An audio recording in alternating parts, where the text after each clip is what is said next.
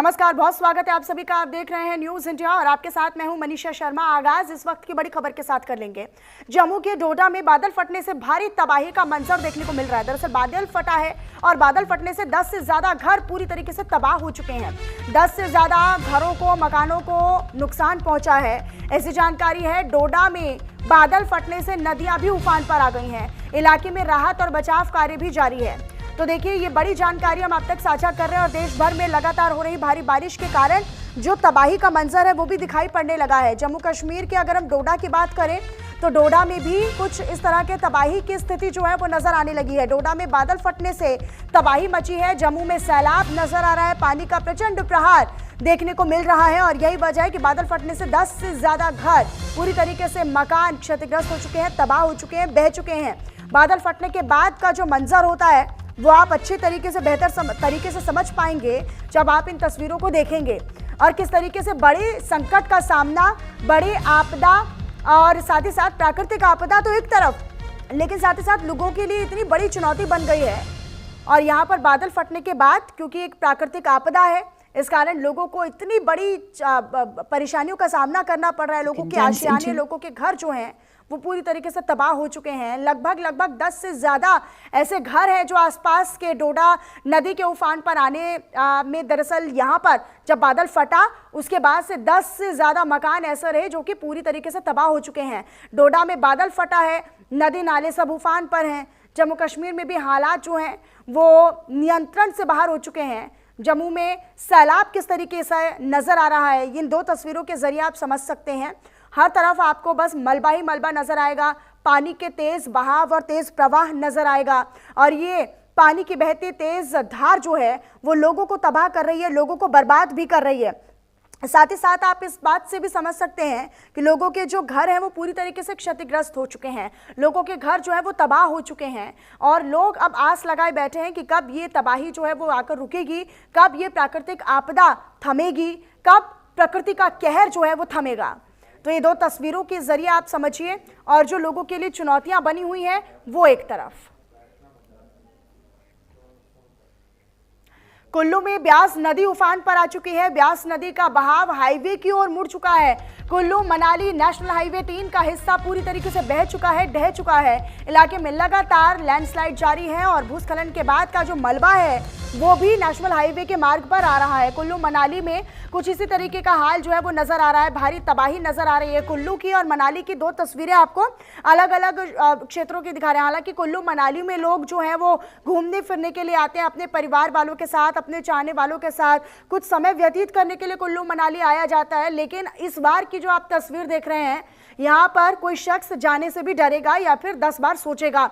ये कुल्लू मनाली की तस्वीरें हैं अलग अलग। एक तस्वीर आप कुल्लू की देख रहे हैं जहाँ पर नदी नाले उफान में आ चुके हैं, तो किस तरीके से यहाँ पर लैंडस्लाइड का जो मलबा है उसका प्रवाह उस बाढ़ के पानी में, उस पूरी तेज नदी के बहाव में बहता हुआ नजर आ रहा है। मनाली की आप तस्वीर देखिए और जिस तरीके से लोगों के कैमरों में कैद तस्वीरें हैं, उन्हें देखकर आपकी भी रूह कांप सकती है। लोग कुल्लू मनाली जाते हैं, खास तौर पर मैदानी इलाकों से जब वहाँ पर जाते हैं तो पर्यटक वहाँ पर जाते हैं, ये सोचते हैं और ये विचार रखते हैं कि वो अपनों के साथ कुछ समय बिताएंगे। लेकिन इस वक्त के जो वहाँ पर हालात हैं, इस वक्त के जो वहाँ पर मंजर है और इस वक्त की जो वहाँ पर परिस्थिति है वो बिल्कुल उलट है।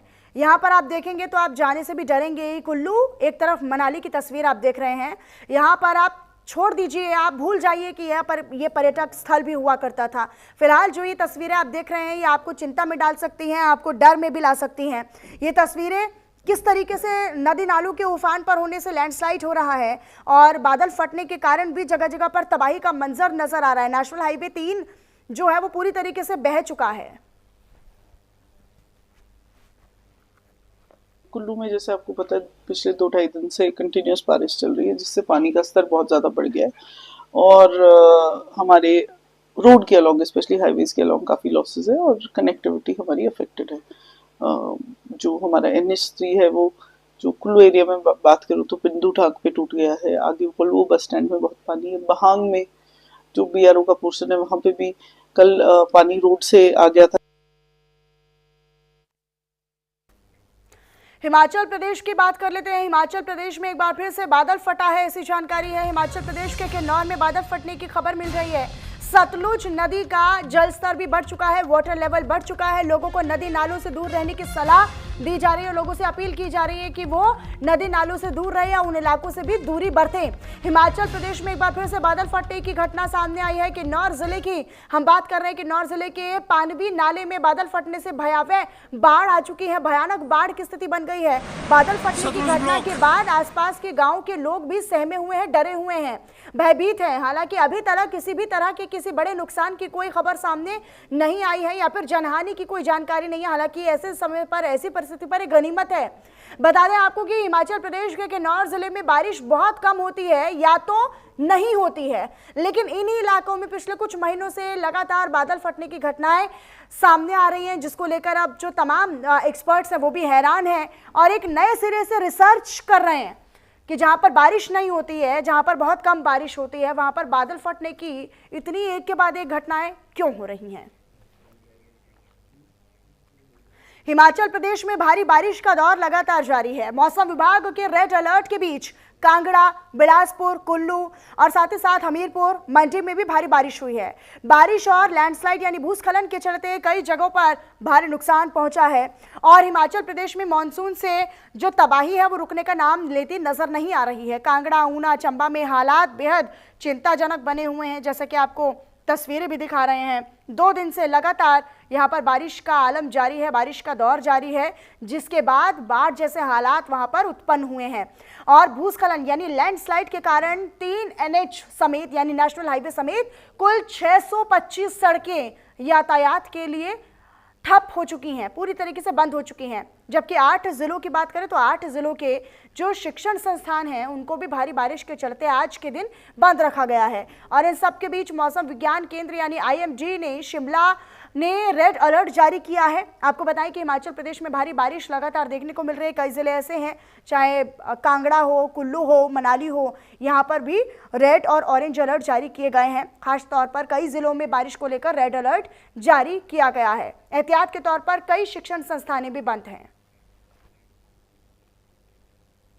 तो वहीं हिमाचल प्रदेश में लगातार बारिश का कहर देखने को मिल रहा है। पिछले 2 दिनों से लगातार भारी बारिश हो रही है, जिसके चलते अब जगह जगह पर लैंडस्लाइड और उसका मलबा आने की घटनाएं भी सामने आ रही हैं। भारी बारिश और ब्यास नदी की बात करें तो इसके तेज बहाव से मनाली लेह नेशनल हाईवे क्षतिग्रस्त हो चुका है, टूट चुका है। मनाली लेह नेशनल हाईवे समाहण के पास बह चुका है। ओल्ड मनाली से बरुआ सड़क संपर्क मार्ग भी पूरी तरीके से टूट चुका है, यानी कनेक्टिविटी अब पूरी तरीके से आपस में टूट चुकी है। हिमाचल प्रदेश में सभी नदी नाले उफान पर हैं और लोगों को भी सुरक्षित जगहों पर रहने की सलाह दी जा रही है। तो वही लोगों से अपील की गई है कि जरूरत अगर नहीं है तो फिर आप यात्रा करने से परहेज करें, यात्रा करने से बचें।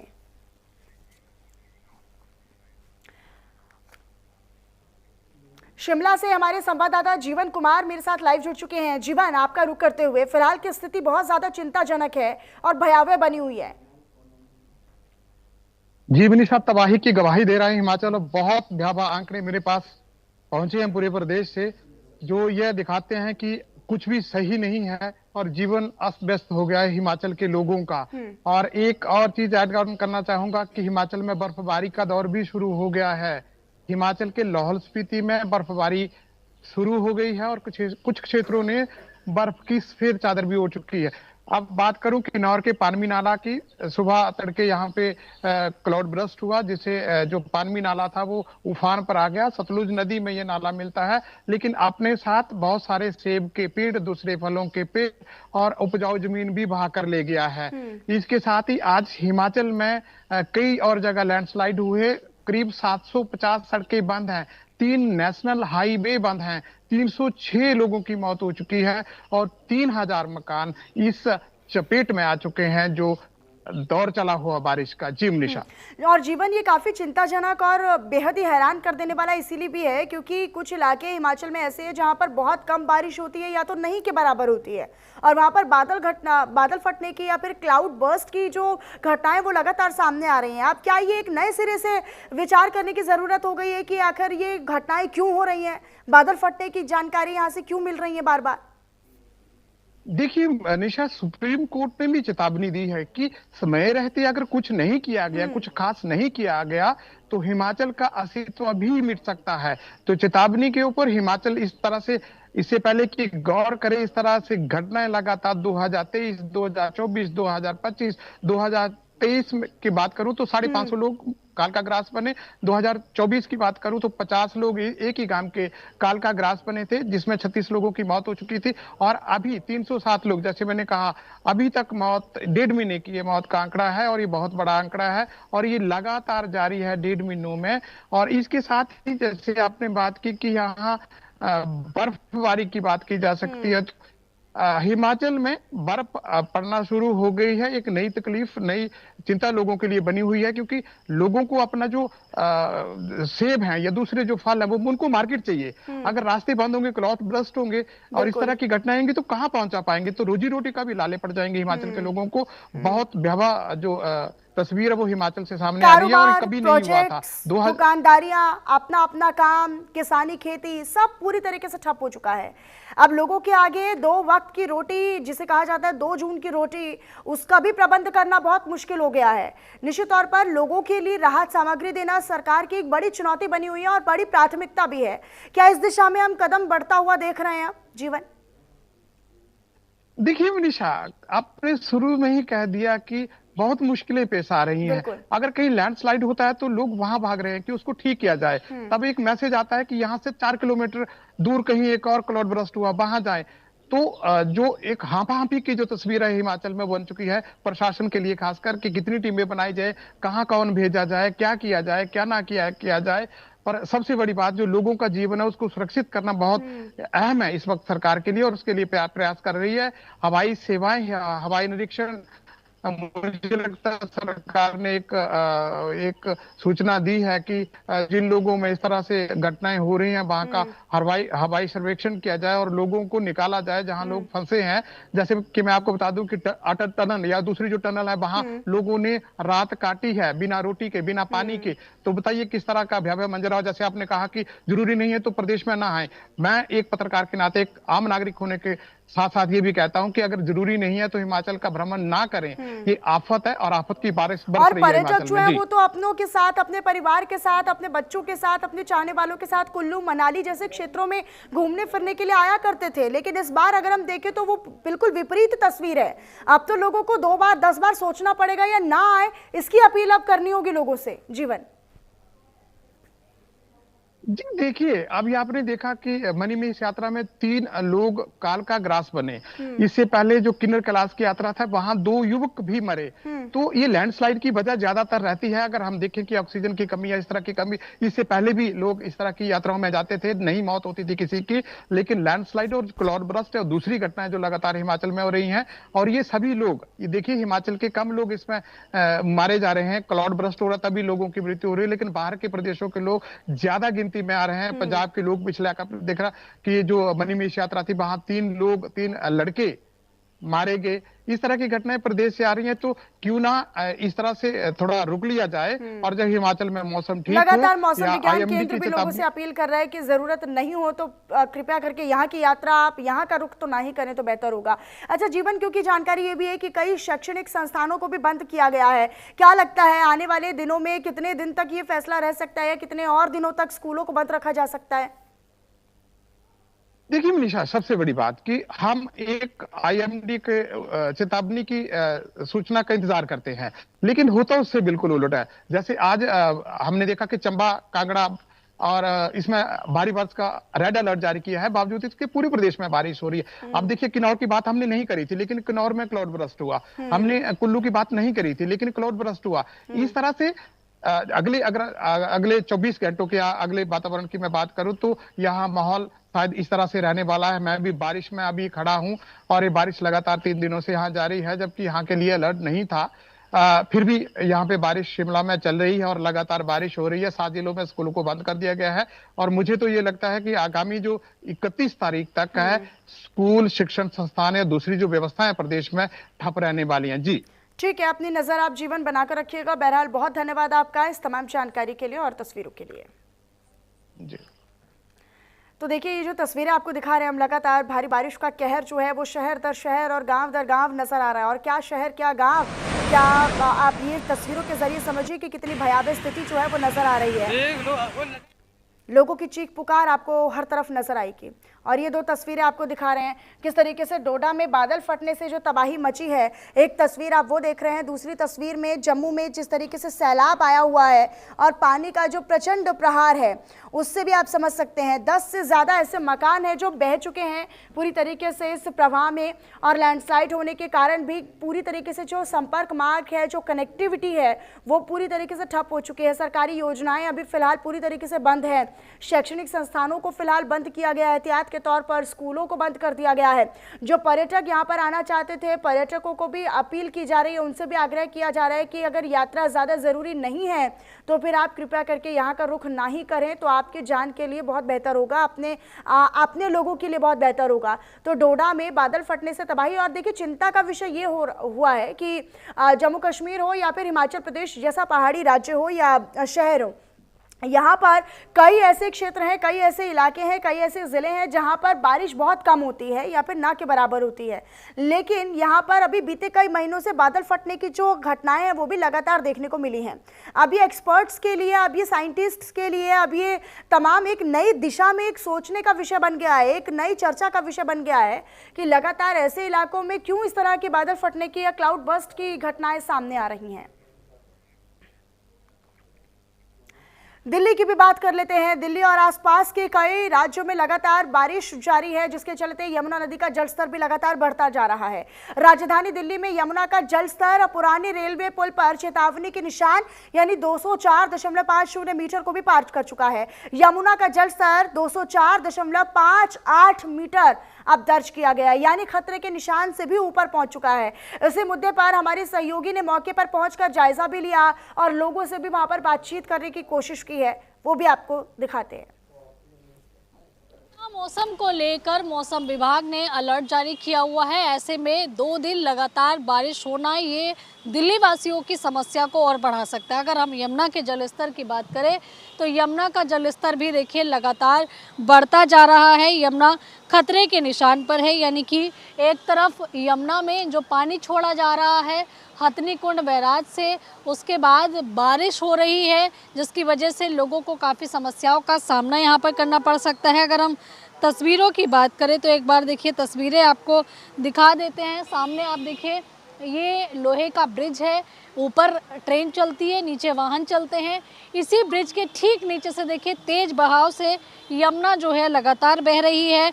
अगले 24 घंटों के भीतर जो है वो कह सकते हैं कि प्रशासन अलर्ट मोड पर नज़र आ रहा है, क्योंकि यमुना में भी लगातार पानी बढ़ रहा है। दूसरी तरफ अगर बारिश और भी ज़्यादा तेज़ होगी तो जिसकी वजह से पानी का स्तर और भी ज़्यादा बढ़ता हुआ नज़र आ सकता है, यानी कि दोगुनी समस्या जो है वो दिल्ली वासियों के लिए हो सकती है।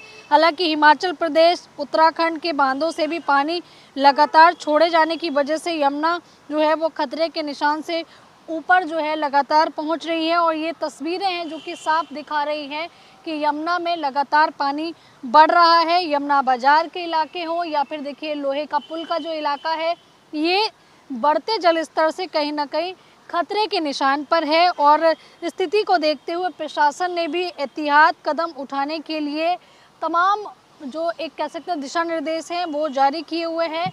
और फिलहाल देखिए स्थिति ये है कि यमुना के जो तटीय इलाके हैं यानी कि घाट वाले इलाके हैं, उन सभी स्थानों को प्रशासन ने खाली कराया है।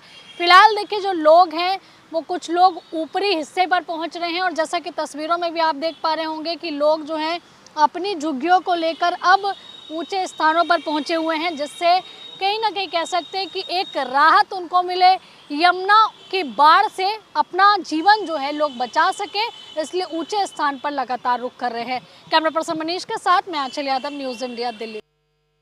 यमुना के आसपास के जो इलाके हैं वहाँ से लोगों ने अपनी देखिए, जैसे कि तस्वीर देख रहे होंगे, यहाँ भी एक झुग्गी थी, ये सामने उधर भी दिखाइएगा ये पेड़ था जो कि देखिए यमुना के ही बढ़ते हुए जलस्तर से लगातार ये प्रभावित हुए हैं, जिसके बाद से लोगों ने कह सकते हैं कि ऊपरी हिस्सों पर रुख किया। चलिए लोगों से जानते कितनी परेशानी, एक तरफ बारिश, दूसरी तरफ यमुना का बढ़ता हुआ जलस्तर कितनी परेशानी पैदा कर रहा है। काफ़ी परेशानी। क्या परेशानी आप लोग झेल रहे हैं? परेशानी काफ़ी है। हाँ? काफ़ी परेशानी है। काफी परेशानी। भाई साहब आप बताइए, यमुना का बढ़ता जलस्तर जो है कितनी दिक्कत पैदा कर रहा है? दिक्कत काफ़ी दिक्कत कर रहा है, पानी ज़्यादा बढ़ रहा है यहाँ पे, पानी ज्यादा बढ़ रहा है, और प्रॉब्लम हो रही है बहुत इससे। काफी समस्या हो रही जी है। आप बताइए कि भैया हाँ, इसको मत लीजिए। आ रहा तो रात बिरात में प्रशासन वाले उठा के यहाँ से भागाते हैं। हाँ, ये परेशानी है। अच्छा, हाँ जी। तो प्रशासन तो उठाएगा ही। अगर आप लोग एक तरह से कह सकते हैं कि दिक्कत आप लोगों को होगी, मान लो अगर यमुना का पानी रोज बार बार से दिक्कत तो आ ही रही है। एक 15 दिन हो चुके हैं लगातार से ज्यादा। आप बताइए चाचा, कितनी समस्या हो रही है? प्रशासन कब कब आ रहा है? प्रशासन दिन में आता है, अपना अलाउंस करके चले जाते हैं कि भाई अपना जान और माल का हिफाजत रखो। बाकी पानी तो कम होता है, आ जाता है, कम होता है, बढ़ जाता है, कम होता है, यानी कि घट बढ़ रहा है, घट बढ़ रहा है। लेकिन अलर्ट तो जारी है। हाँ, अलर्ट जारी है, अभी खतरे पे नहीं है वैसे। लेकिन वहीं दूसरी तरफ बारिश जो हो रही है, ये कहीं ना कहीं मुश्किल पैदा कर सकती है। मुश्किल तो करेगी पैदा।